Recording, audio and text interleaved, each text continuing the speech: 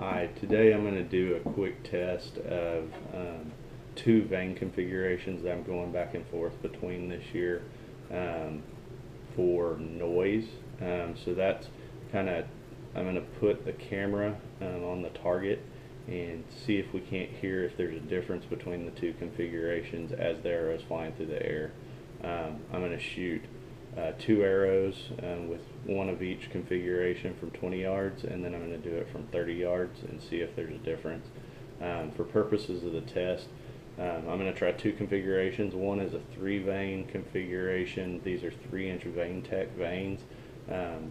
Pretty good vanes. I've got them in a helical pattern. They have a lot of surface area, so should fly good. Hopeful. The second one that we're going to look at today, this is an AAE Pro Max. I've got this fletched in a 4 Fletch pattern.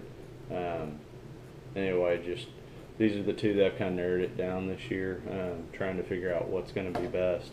For purpose of the test, I'm using a Rage hypodermic. This is a 125 grain practice head.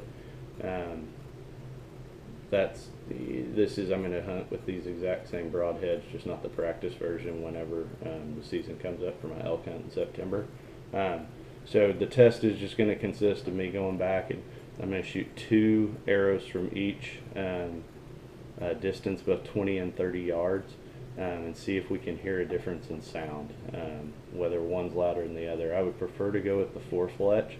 I think stability is there, and I kind of think it's just a cool configuration. But anyway, let's get to the test. Thanks.